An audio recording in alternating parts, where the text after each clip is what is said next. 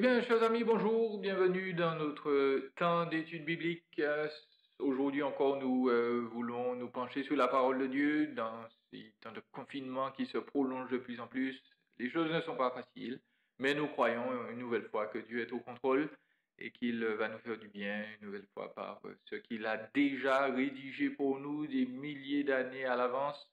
Il a prévu de toute éternité que nous nous trouvions là dans ce moment. Et donc, ouvrir sa parole et se trouver là face à ses écrits, c'est bien se retrouver face à lui. Nous prions donc que ce temps soit bénéfique pour tout un chacun. Et nous allons donc ouvrir la parole de Dieu aujourd'hui dans le livre de la Genèse au chapitre 41. Nous allons étudier ensemble cette portion de la vie de Joseph. Juste avant, je vais vous demander de prier un instant avec moi et nous allons faire la lecture de tout ce chapitre. Nous sommes en confinement, donc nous avons le temps. Prions. Seigneur, merci de nous faire la grâce de nous donner ta parole. Nous te remercions parce que elle relève le faible, elle soutient les affligés, elle donne du courage à ceux qui sont fatigués. Nous prions vraiment que ta parole nous aide à nous rappeler ces vérités qui se trouvent cachées en toi. Merci Seigneur, parce que quelles que soient les difficultés que nous avons connues dans le passé, eh bien toi, tu nous donnes la force non seulement de les affronter, mais d'en sortir vainqueur et de savoir que, Seigneur, tu as prévu toutes choses pour notre bien. Nous te remercions déjà pour tout ce que nous allons voir et te demandons, Seigneur, de nous bénir par ta parole, dans le nom de Jésus. Amen.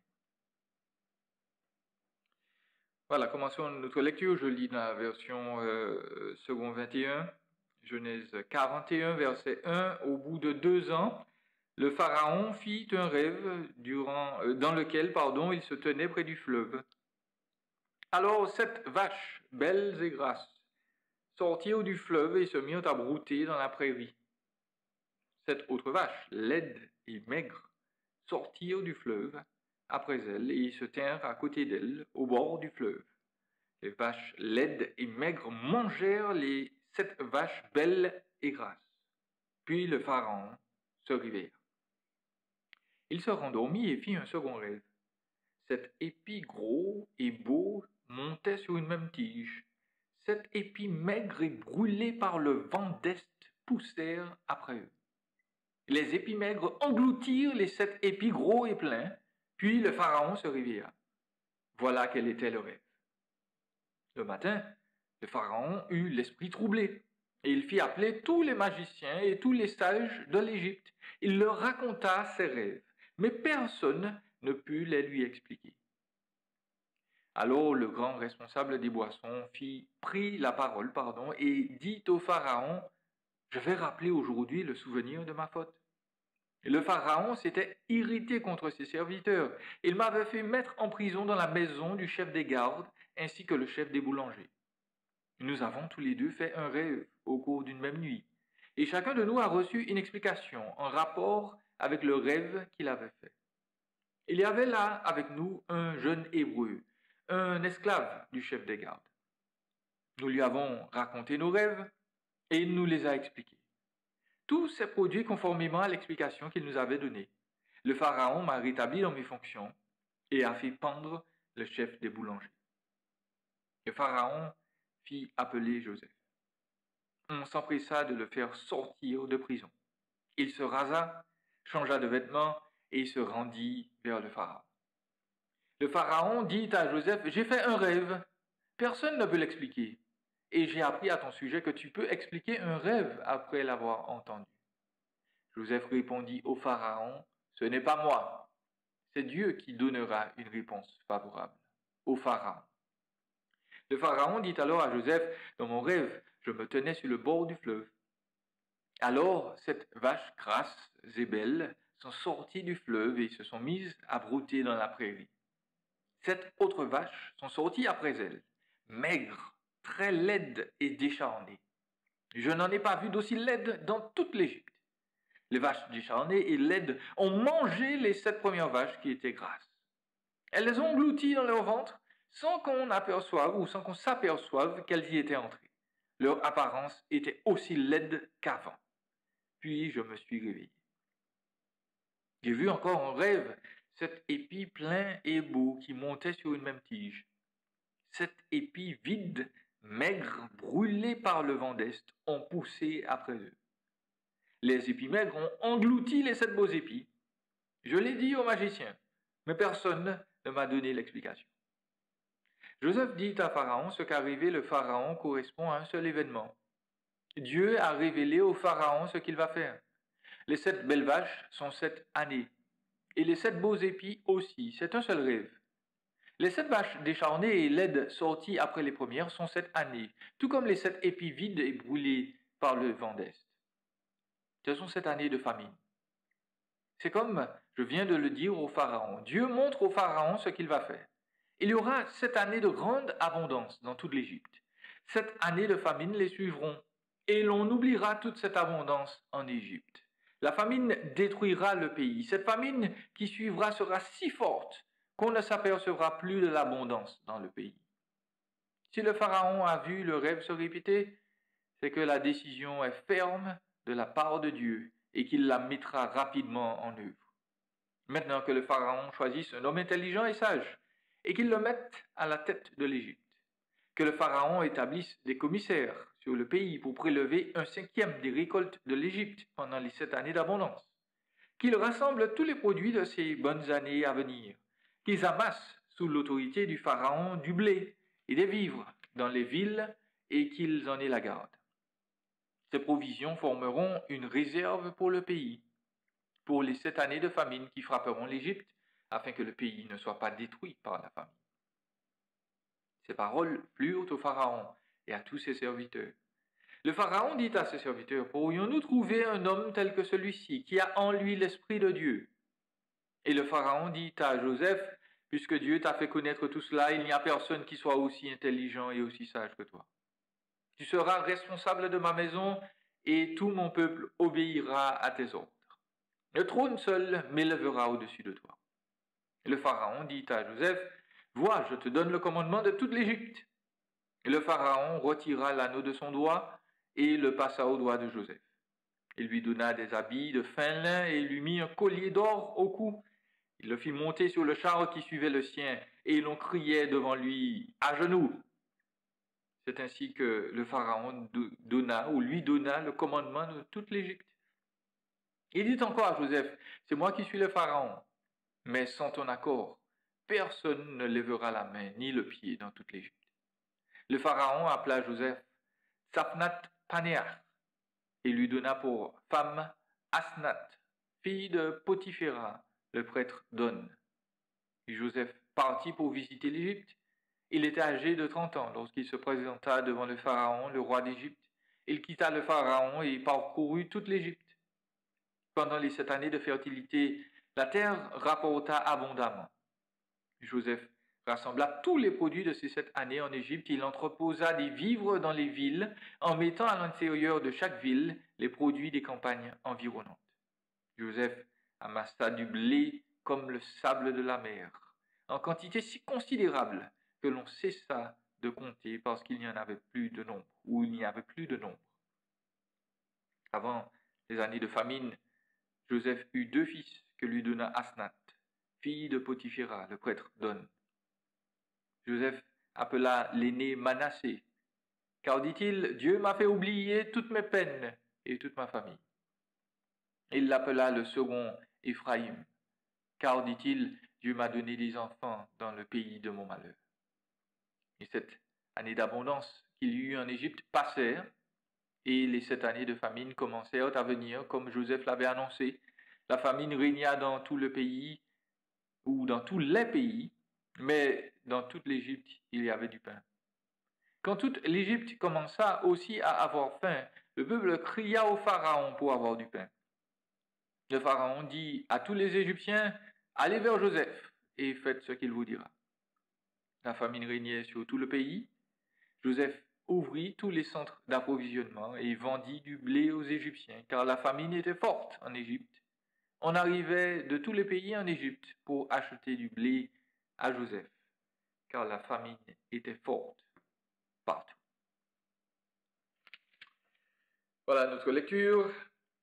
Elle est longue et tendue, mais elle est nécessaire et elle nous place vraiment dans ce contexte-là particulier de la vie de Joseph. Pour ceux qui connaissent cette histoire, vous pouvez vous apercevoir donc le changement drastique qui s'est produit ici. Nous avons laissé Joseph en prison, dans une prison certes VIP, mais dans une prison quand même, il n'a pas de liberté. Il a été oublié du fameux œnologue là du roi. Il est dans une situation terrible, il est moins qu'un esclave, il est prisonnier, il n'a pas de liberté.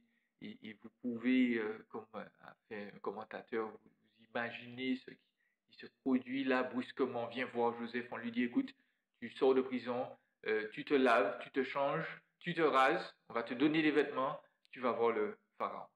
Et ça a dû être un événement absolument incroyable dans la vie de Joseph, qui était là dans son train-train, dans ses occupations, et puis brusquement, on le catapulte là, avec une demande étrange. On lui dit, écoute, voilà, j'ai eu des rêves, et voilà, ne voilà-t-il pas que Joseph est prêt. Les choses ont changé. Euh, il a pu, ou il va au fur et à mesure donc, de ces 7 années qui s'écoulent d'abondance et puis de famine. Joseph va oublier son passé. Oublier le passé. Est-ce que c'est possible? Est-ce que on peut voilà, faire table rase de tout ce qui s'est produit dans notre enfance, dans notre adolescence, dans notre vie, et puis arriver à vivre une vie nouvelle ou arriver à vivre une vie vraiment abondante là dans le présent? Eh bien, notre texte nous dit que c'est possible. Oublier le passé est possible. Et donc, on va faire quelques notes là sur ce récit et puis voir ensemble quelles sont les leçons que nous pouvons en tirer. Nous voyons cette histoire, nous entendons parler du pharaon, on peut se demander, voilà, quel pharaon est-ce? Écoutez, on ne peut pas le dire avec précision. Moïse a pris l'habitude de parler du pharaon en général, parce que sans doute les Égyptiens associaient le nom du pharaon au nom d'une divinité, donc ils ne voulaient pas lui rendre gloire forcément. Mais nous avons certains indices temporels tout de même. Il y a deux idéaux, deux grandes périodes qui se détachent auprès des exégètes. La première, la plus répandue, que vous allez peut-être entendre le plus souvent, c'est forcément que voilà, toute cette histoire concernant Joseph date de 1200 environ avant Jésus-Christ seulement, parce qu'on pense que voilà, les récits bibliques ne sont pas forcément dignes de confiance. Pardon, je vous ai dit 1200, ce serait plutôt 1400 avant Jésus-Christ. Pourquoi? Parce que on va considérer que les Israélites ne savaient pas vraiment compter. Donc quand Moïse va parler dans l'Exode de 400 ans d'esclavage, on va chercher à réduire ce chiffre, on va se dire que c'est pas réaliste. Bien entendu, les miracles ne sont pas vraiment quelque chose de possible. Et donc, certaines personnes qui se disent chrétiennes et qui examinent la Bible se disent, voilà, toute cette histoire de miracle, cette histoire de 400 ans d'esclavage, on n'a pas de preuves archéologiques, donc tout cela est faux. Donc on va situer le temps de Joseph aux alentours de 1400 seulement avant Jésus-Christ. Il est évident que nous n'adhérons pas à cette théorie. Nous croyons que oui, Dieu fait des miracles, il y a des faits extraordinaires qui se produisent. Il est créateur de tout l'univers, il est capable de suspendre un instant les règles de la création et de faire des choses extraordinaires. Nous croyons que Moïse a écrit effectivement le Pentateuque et adhérons à l'idée, comme il l'a expliqué, que 400 ans d'esclavage se sont produits après la mort de Joseph. Et donc, cela situerait donc notre récit un peu plus près des années 1700, 1800 avant Jésus-Christ, pendant le règne des pharaons Hyksos. Les Hyksos sont des envahisseurs qui sont venus de l'Est, qui ont envahi l'Égypte. Ils n'étaient pas égyptiens originairement, ils étaient plutôt sémites. Et cela expliquerait pourquoi, justement, dans notre texte, Joseph, qui est un hébreu, arrive à occuper une place aussi importante dans une civilisation égyptienne. Donc, nous avons plus tendance à croire que voilà, le récit se passe dans cette période. Il nous faut commenter aussi sur ses rêves, puisque là encore, l'Écriture nous parle de rêves, et vous voyez leur impact là dans la cour du pharaon même, du dirigeant du pays. Pharaon a des rêves, Joseph peut interpréter les rêves, et puis on lui donne une place de second en chef. Pour nous, ça semble absolument impossible. Mais il faut savoir que dans la culture égyptienne, eh bien, les rêves faisaient partie, entre guillemets, de leur régime, de leur diète spirituelle, de leur manière de vivre. Et donc, un commentateur ici sur l'arrière-plan de l'Ancien Testament nous informe que l'Égypte, de même que la Mésopotamie et les Hittites, avaient développé des guildes de magiciens. Les magiciens étaient une classe particulière de la société dont la tâche était d'interpréter les rêves, les signes et de concocter des remèdes à différents problèmes médicaux par le moyen de la magie. Donc la société égyptienne était férue de magie. Et ces spécialistes-là utilisaient donc l'exorcisme pour effrayer les démons et autres dieux, et des incantations et malédictions pour transférer le mal en quelqu'un ou bien vers d'autres endroits. Donc il y avait des textes spéciaux que l'on appelle les textes d'exécration pour amener la malédiction sur quelqu'un. Et puis Jérémie 19, les versets 10 à 13 en parlent aussi. Les Égyptiens aimaient la magie. En fait, on a découvert des milliers de manuscrits qui contenaient des sorts de protection et puis des recettes de fabrication d'amulettes pour se protéger du mal et puis pour fabriquer des poupées, des bols incantatoires. On écrivait sur un bol voilà, des incantations comme ça le long du bol pour provoquer la destruction de son ennemi. Donc là où les Mésopotamiens donc, faisaient la distinction entre la magie noire et la magie blanche, les Égyptiens ne faisaient pas cette distinction. Pour eux, la magie faisait partie de leur quotidien et les rêves également. Là où notre texte devient particulier, c'est que les Égyptiens pensaient que le pharaon était un dieu, fils de Dieu lui-même, et qu'il n'avait pas besoin véritablement de compréhension ultime de ses rêves. Il était capable de recevoir directement, de comprendre directement les communications divines. Mais voilà, dans ce cas-ci, il est bloqué, et en plus, sa cohorte de sorciers, de magiciens, est en panne d'idées également. Et c'est là que se produit donc le changement de direction pour Joseph. L'œnologue du roi, finalement, il entend parler de ça. Peut-être que le pharaon parle pendant qu'il est en train de prendre son petit déjeuner ou son déjeuner. Et puis, l'œnologue se rappelle, oh non, j'ai oublié Joseph. Donc, voici le changement d'aventure. Dieu provoque ce rêve ou ces rêves chez Pharaon. Il en est troublé, il cherche une explication. L'œnologue se rappelle de tout cela et on appelle Joseph. On lui dit, écoute, il faut que tu sors de prison. Il faut que tu revêtes des tenues un peu plus correctes et que tu te présentes devant le roi. Et d'ailleurs, le texte fait là un petit clin d'œil parce que précisément, à chaque fois que Joseph a eu des mésaventures, si vous vous rappelez bien, il a perdu ses vêtements. Ses frères le détestaient, ils ont voulu le vendre, ils ont ôté sa tunique, ils l'ont jeté dans un puits ou une citerne qui était vide. La femme de Potiphar, pardon, voulait le tenter, s'est jetée sur lui littéralement. Bon, Joseph a perdu son vêtement une nouvelle fois. Et puis là, c'est tout l'inverse. Son malheur, entre guillemets, l'a dépouillé, lui a ôté, ou a tenté de lui ôter sa dignité en tant qu'être humain, l'a rendu pauvre, nu. Eh bien, voilà que la bénédiction de Dieu l'enrichit et lui donne un nouveau vêtement. Il est revêtu de beaux vêtements. Il doit se raser entièrement, parce que visiblement, si vous regardez sur Internet, vous faites une recherche, vous allez vous apercevoir que les Égyptiens n'aimaient pas trop, effectivement, les cheveux, surtout la royauté. Donc, Joseph revêt un vêtement nouveau. Les vêtements ne sont pas dans ce sens neutre.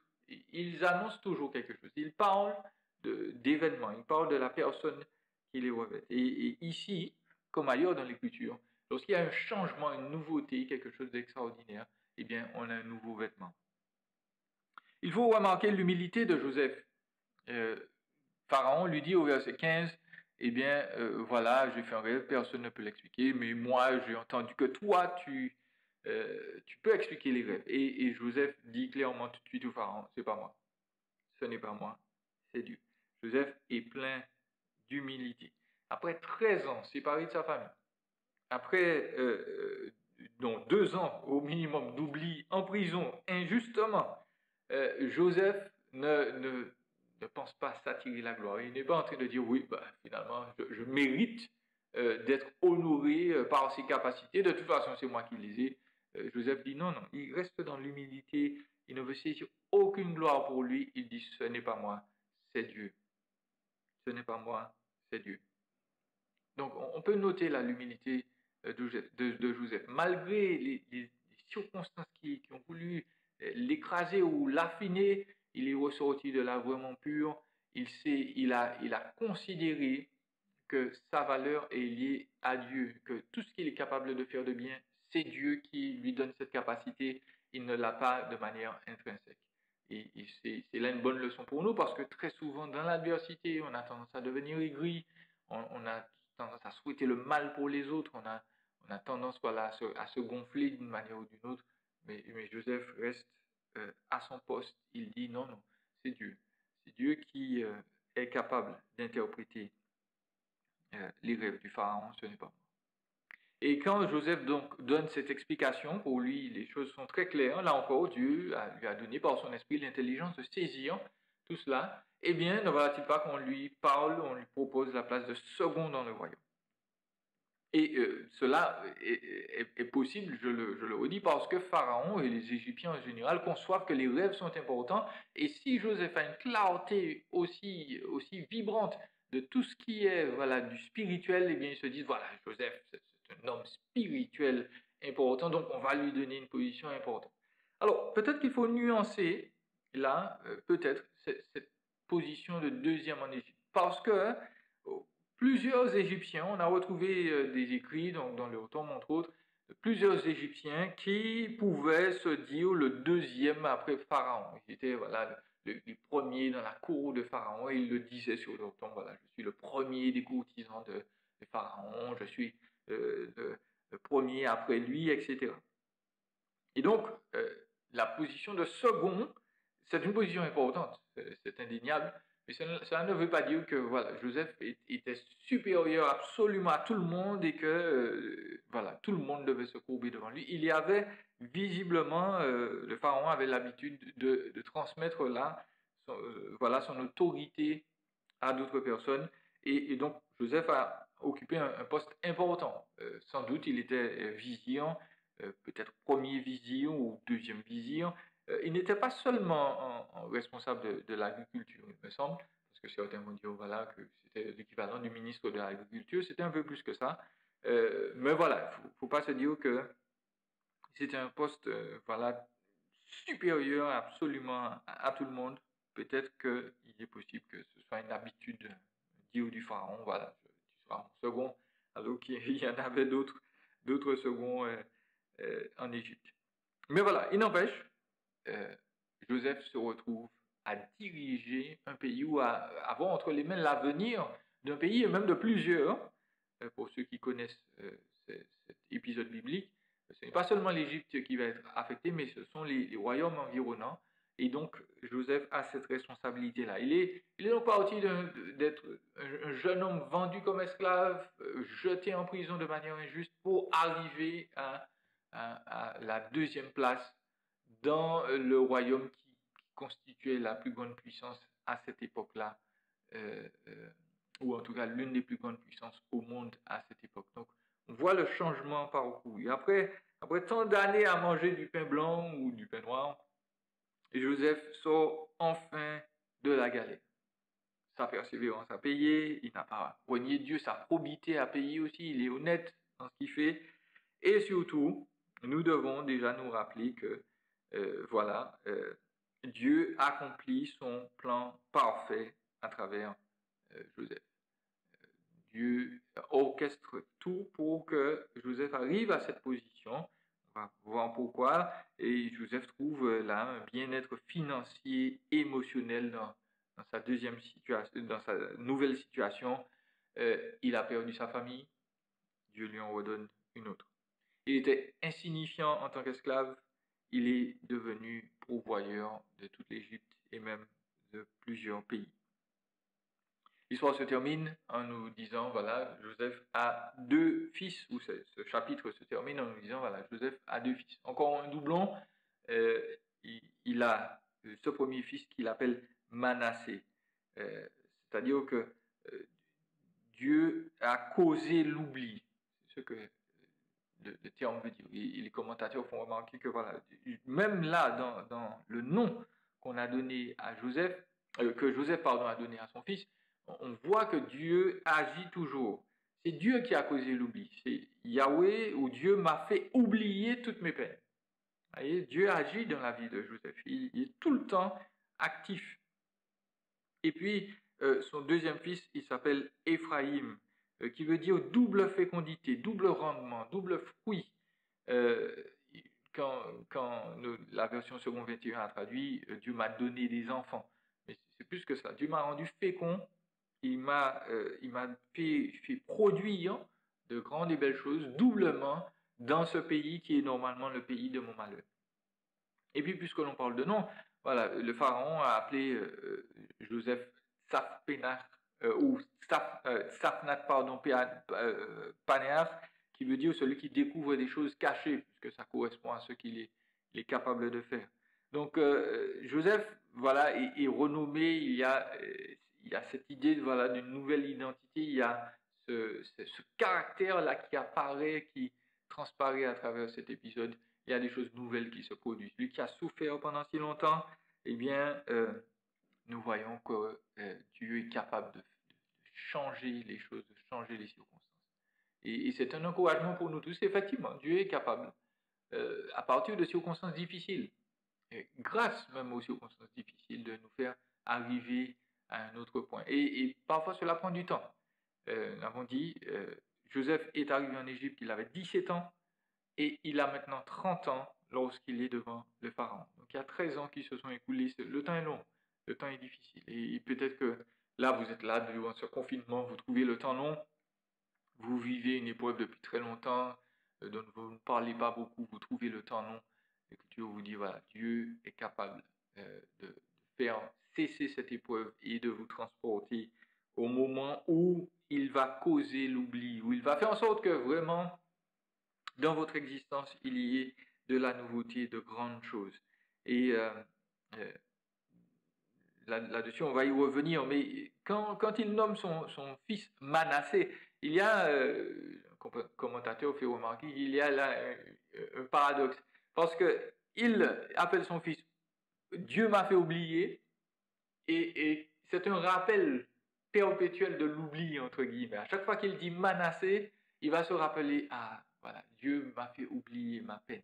Si j'avais des peines, eh bien, Manassé me rappelle. C'est un oubli perpétuel. Ces peines-là sont finies. Ces peines-là sont finies. Ces peines-là sont finies. Dieu t'a fait oublier. Donc, cette partie de l'histoire de Joseph, elle amène de l'espérance, véritablement, de la joie, parce que nous pouvons nous dire, voilà, nos épreuves ne vont pas durer toujours. Dieu a prévu une solution. Et puis, pour tirer quelques conclusions là, toujours, le texte nous rappelle combien Dieu est capable d'intervenir, non seulement pour ses enfants lorsqu'ils sont dans des difficultés entre guillemets quotidiennes, mais Dieu est capable d'intervenir dans les plus hautes sphères de la société, au plus haut niveau, pour changer l'avenir de ses enfants, de son peuple. Voilà. Pharaon qui dirige cette nation, entre guillemets, quasi toute puissante à cette époque, eh bien, Pharaon, c'est un instrument entre les mains de Dieu. C'est lui qui reçoit les rêves que Dieu implante dans sa conscience. Pharaon ne peut pas, entre guillemets, s'empêcher d'avoir ses rêves. Et même quand il les a eus, il ne les oublie pas au réveil. Et même quand il ne les oublie pas au réveil, il n'a pas d'explication auprès de sa caste de sorciers habituels. Non, c'est Dieu qui dirige le Pharaon. Et nous devons rappeler très clairement, comme le dit l'Écriture dans Proverbe 21, verset 1, le cœur du roi est un simple courant d'eau dans la main de Yahweh. Il l'oriente comme il le désire.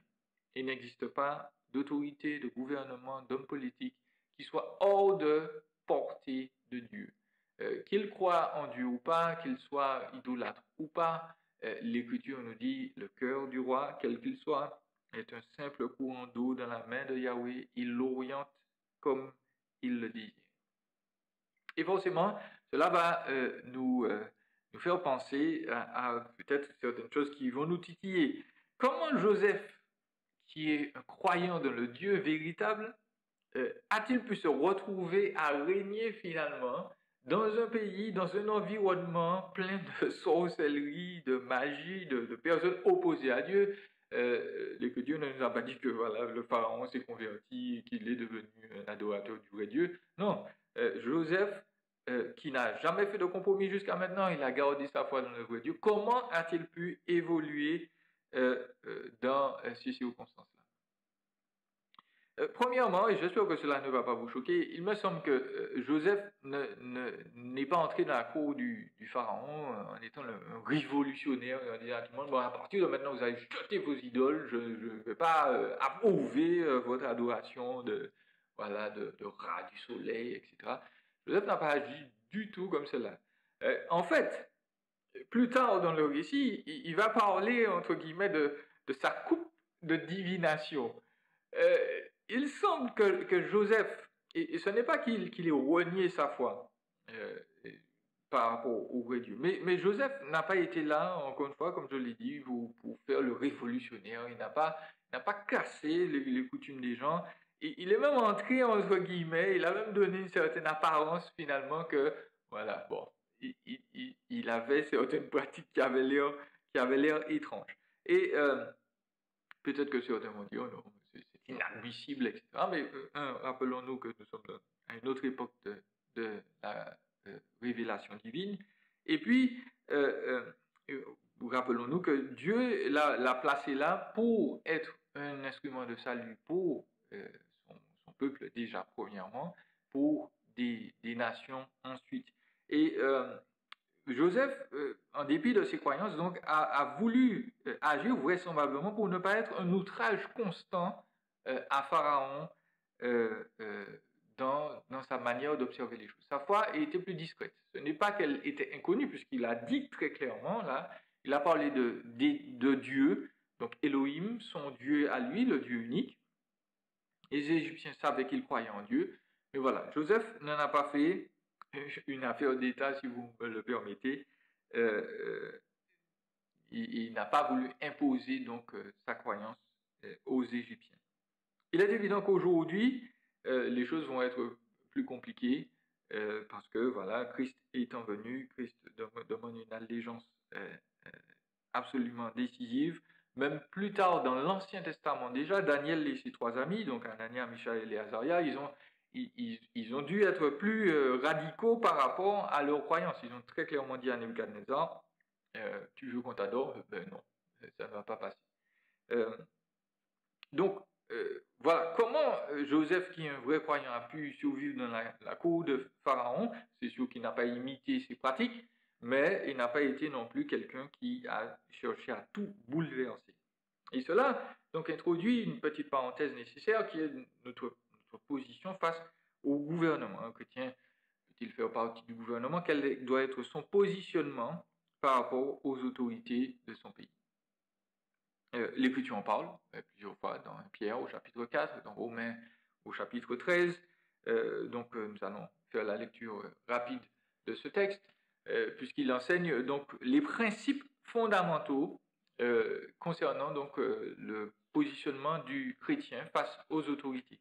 L'Écriture nous dit dans Romains 13, verset 1, que chacun se soumette aux autorités qui nous gouvernent, car toute autorité vient de Dieu, et celles qui existent ont été établies par Dieu. C'est pourquoi celui qui s'oppose à l'autorité résiste à l'ordre que Dieu a établi. Et ceux qui résistent attireront une condamnation sur eux-mêmes. En effet, on n'a pas à craindre les magistrats quand on fait le bien, mais quand on fait le mal. Veux-tu ne pas avoir à craindre l'autorité? Fais le bien et tu auras son approbation, car le magistrat est serviteur de Dieu pour ton bien. Mais si tu fais le mal, sois dans la crainte. En effet, ce n'est pas pour rien qu'il porte l'épée, puisqu'il est serviteur de Dieu pour manifester sa colère en punissant celui qui fait le mal. Il est donc nécessaire de se soumettre aux autorités, non seulement à cause de cette colère, mais encore par motif de conscience. C'est aussi pour cela que vous payez des impôts, car les magistrats sont des serviteurs de Dieu qui s'appliquent entièrement à cette fonction. Rendez à chacun ce qui lui est dû, l'impôt à qui vous devez l'impôt, la taxe à qui vous devez la taxe, le respect à qui vous devez le respect, l'honneur à qui vous devez l'honneur. Donc l'écriture est claire par rapport aux chrétiens et au gouvernement. Premièrement, les gouvernements sont voulus par Dieu. Et cela peut choquer certains. Ils peuvent se dire, comment est-il possible que Dieu ordonne que des dictateurs se retrouvent au pouvoir, que des personnes qui soient athées d'ailleurs se retrouvent au pouvoir d'un pays? L'Écriture est très claire par rapport à cela.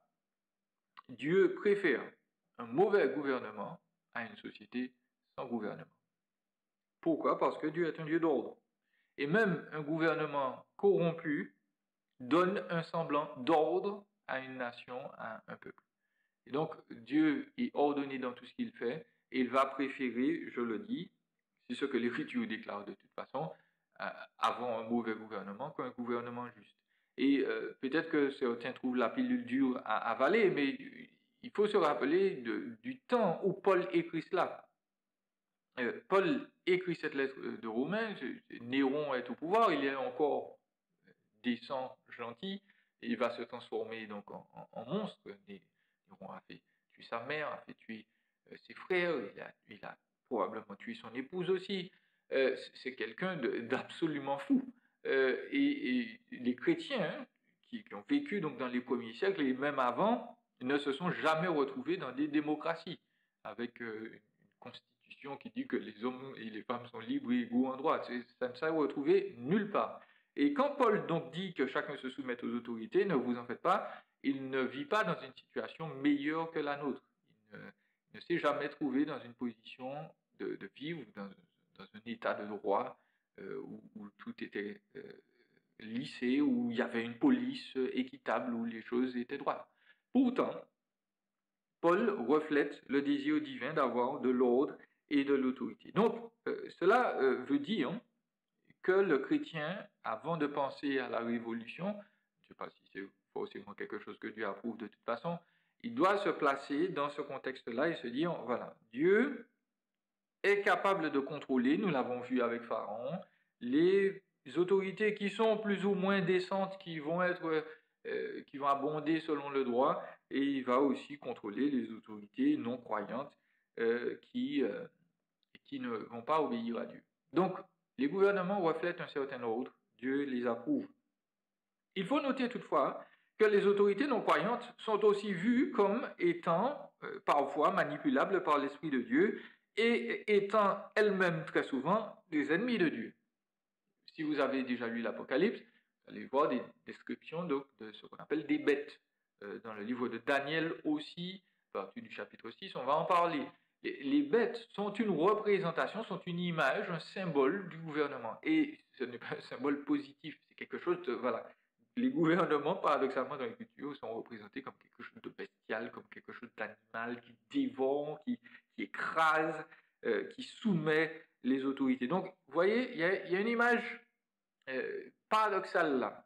Dieu dit oui, il permet les gouvernements. Les gouvernements sont une bonne chose, jusqu'à un certain point. En même temps, les gouvernements, parce qu'ils ne sont pas soumis à Dieu, parce qu'ils sont composés d'individus qui ne croient pas ou qui ne se soumettent pas à Dieu, eh bien, ces gouvernements ne sont pas forcément quelque chose en eux-mêmes de positif et de bon, de biblique, dans le sens où ils ne se soumettent pas à Dieu. Et il faut être très clair par rapport à cela. Dieu, s'il veut que les gouvernements existent, Dieu ne leur donne pas carte blanche pour faire ce qu'ils veulent et les laisser agir dans n'importe quelle direction. Il ne ferme jamais les yeux sur la manière dont les êtres humains administrent leurs semblables. Et le rôle du chrétien, donc, c'est très certainement, premièrement, de se soumettre au gouvernement avant tout, mais l'Écriture nous rappelle aussi que les chrétiens ont un droit de parler, de rappeler aux autorités leur responsabilité. C'est un droit biblique de leur dire, voilà, Daniel l'a fait avec Nebuchadnezzar, il lui dit, écoute, Nebuchadnezzar, il faut que tu sois dans l'humilité parce que Dieu t'a donné ce gouvernement, il peut te le reprendre. Et donc, la responsabilité de l'Église, c'est de rester là, dans ce rôle prophétique, dans le sens où elle va parler de la part de Dieu en citant les Écritures et dire, voilà, voici comment il est nécessaire d'agir selon ce qui est moral, ce qui est droit. Le rappeler à toute la société en général et le rappeler aux gouvernants également. Donc le premier rôle du chrétien, c'est donc de se soumettre au gouvernement, nous l'avons lu, et puisque les gouvernements ne sont pas toujours composés de personnes qui plaisent à Dieu, eh bien l'Écriture donne d'autres commandements pour compenser, entre guillemets, cela. Donc, dans 1 Timothée chapitre 2, versets 1 à 4, 1 Timothée 2, versets 1 à 4, il nous est dit « J'encourage donc avant tout à faire des demandes, des prières, des supplications, des prières de reconnaissance pour tous les hommes. » Et là, pour tous les hommes, cela ne veut pas dire pour tous les êtres humains qui aient jamais existé, mais pour des catégories d'hommes. Et Paul précise laquelle en particulier, 1 Timothée 2, verset 2, pour les rois et pour tous ceux qui exercent l'autorité, afin que nous puissions mener une vie paisible et tranquille, en toute piété et en tout respect. Voilà ce qui est bon et agréable devant Dieu, notre Sauveur, lui qui désire que tous les hommes soient sauvés et parviennent à la connaissance de la vérité. Donc, le chrétien doit prier pour les gouvernants. Et vous notez la direction. Il doit prier pour que le pays dans lequel il vit soit un pays paisible, tranquille, plein de piété.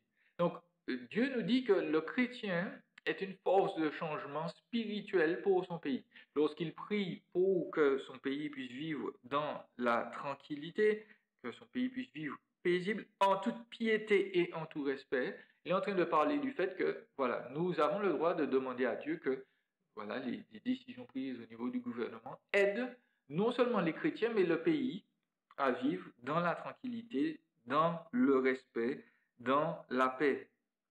Et cela va aider, pourquoi? Parce que lorsque le pays vit dans la paix, dans la piété, eh bien, Jésus peut être annoncé.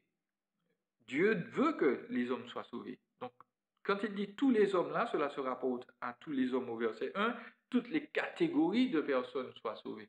Qu'il y ait des gens qui sont plus ou moins nantis, que ces personnes soient sauvées, que des personnes qui aient moins soient sauvées, que des personnes de différentes professions soient sauvées.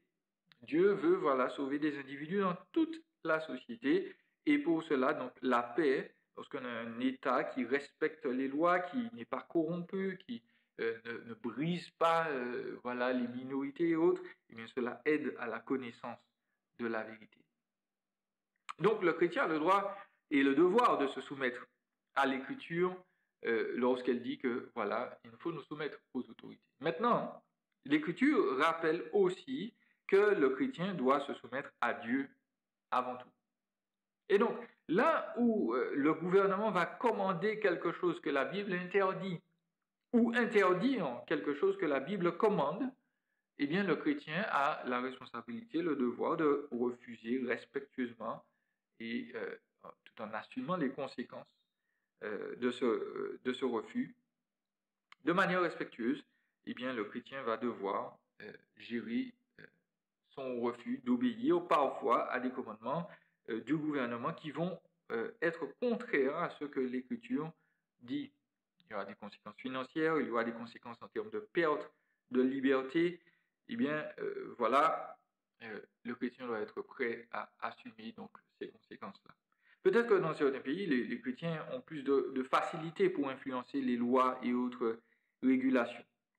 En fait, les pays occidentaux tels que nous les connaissons, l'Europe, les États-Unis, sont arrivés là où ils sont économiquement et en termes de liberté parce qu'ils ont eu un support, une influence judéo-chrétienne qui a donc influencé toutes les structures de la société. Et nous pouvons dire que c'est une grâce de Dieu. La plupart des êtres humains qui vivent sur Terre n'ont pas cette structure-là, cette base-là. Quoi qu'il en soit, par rapport à cette question du chrétien face au gouvernement, du chrétien dans le gouvernement, il faut nous rappeler que, quoi qu'il en soit, les hommes, l'humanité ne sera jamais changée fondamentalement par par des lois humaines. L'Écriture affirme que ce qui change le cœur de l'homme, eh bien, c'est l'Évangile. Et nous en avons un exemple flagrant dans l'Écriture, nous avons simplement le peuple d'Israël. Le peuple d'Israël a reçu la loi parfaite de la part de Dieu directement. Dieu est venu littéralement sur terre pour parler aux Israélites et du haut de la montagne, il leur a proclamé les 10 commandements, il leur a proclamé par l'intermédiaire de Moïse, voilà comment il faut vivre en tant que nation.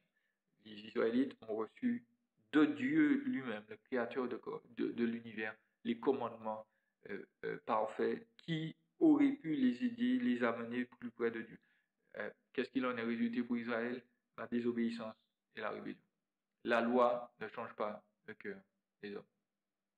Il n'y a aucun gouvernement à l'heure actuelle qui pourra faire des hommes et des femmes des personnes nouvelles. La loi ne change pas le cœur de l'homme, elle est là pour le condamner, c'est ce que nous dit l'Épître aux Galates, et pour l'orienter vers Jésus-Christ. La loi est un tuteur qui nous amène à Christ. La loi nous dit, écoute, tu ne peux pas agir sans mentir, sans avoir de mauvaises pensées, tu es condamné. Jésus seul peut te sauver. Et croire en Jésus, donc, c'est ce qui ôte notre condamnation. C'est ce qui nous permet de changer intérieurement. Et lorsque nous serons changés intérieurement, eh bien, nous allons pouvoir influencer d'autres personnes. Ces personnes vont peut-être se convertir et notre société va changer par la puissance de l'Évangile et pas par la puissance de la loi. Et c'est exactement ce qui s'est produit au 1er siècle. Les chrétiens ont été chrétiens, ils ont changé le monde autour d'eux au fur et à mesure parce que l'Évangile leur a été annoncé. Je termine sur cette parenthèse et puis je voudrais conclure notre texte avec cette application aussi. Joseph, donc, se retrouve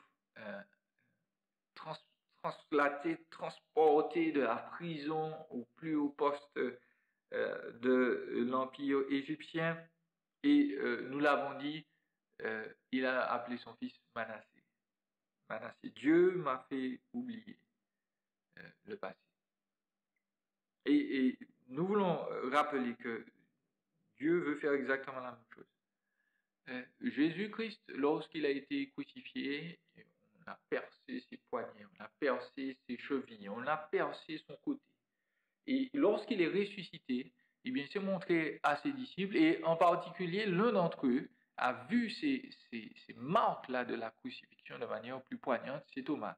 Thomas, Jésus lui a dit, écoute, avance ta main et mets-la dans les marques, dans les trous littéralement qu'ont laissé les clous. Parce que Jésus, après sa résurrection, a gardé les marques de ses souffrances. Pourquoi? Parce qu'il a voulu être un éternel rappel de l'amour qu'il a pour nous, que Dieu le Père a pour nous. Éternellement, nous verrons Jésus avec donc ces marques qu'ont laissé les clous pour nous rappeler toujours, tout comme Joseph, que Dieu a oublié. Que Dieu a oublié notre passé. Que Dieu a oublié nos erreurs. Que Dieu a oublié tout ce que nous devions faire et que nous n'avons pas fait. Tout ce que nous ne devions pas faire et que nous avons fait, cela est oublié.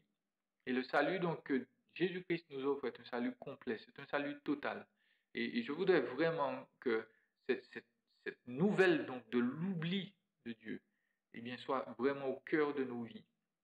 Et non pas pour que nous puissions agir de manière cavalière et nous dire, voilà, ben, Dieu a oublié, donc j'ai carte blanche pour faire n'importe quoi, mais au contraire, lorsqu'on a réalisé le poids, la peine de nos erreurs, eh bien, lorsque l'évangile est là au cœur de nos vies, eh bien, nous avons cette joie perpétuelle. Dieu a oublié.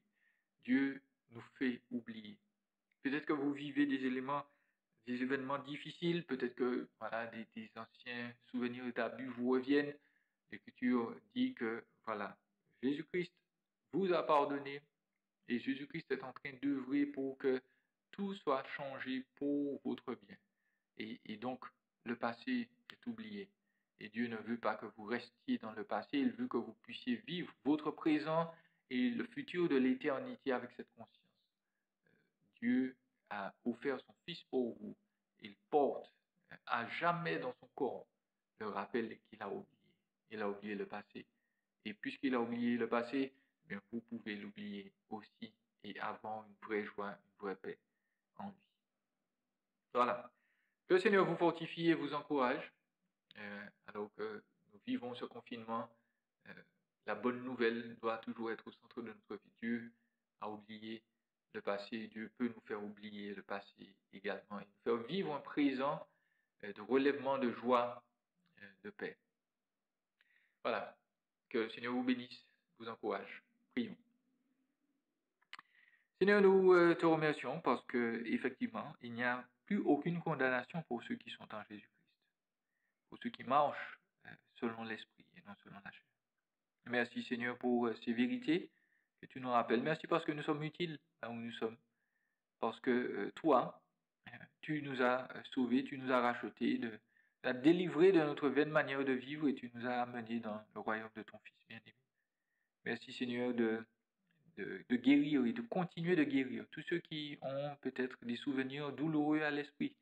Rappelle-leur que toi tu as oublié leur passé, que tu n'en tiens pas compte et que tu leur donnes une vie nouvelle en Jésus-Christ. Donne-nous d'être un peu plus respectueux, toujours conscient du fait que tu maîtrises toutes choses, tu maîtrises les circonstances, les détails de notre vie, tu maîtrises les gouvernements, tu maîtrises la terre et l'univers entier. Rien ne t'échappe. Que nous puissions donc par notre attitude respectueuse t'honorer, que tu puisses bénir ceux qui nous gouvernent et qui prennent des décisions pour nos pays afin que ces décisions soient justes, qu'elles soient, Seigneur, des occasions de paix pour que nous puissions continuer d'annoncer Christ, Christ crucifié et Christ ressuscité. Seigneur, sois exalté et béni. Nous te remercions dans le nom précieux de notre Sauveur Jésus-Christ. Amen.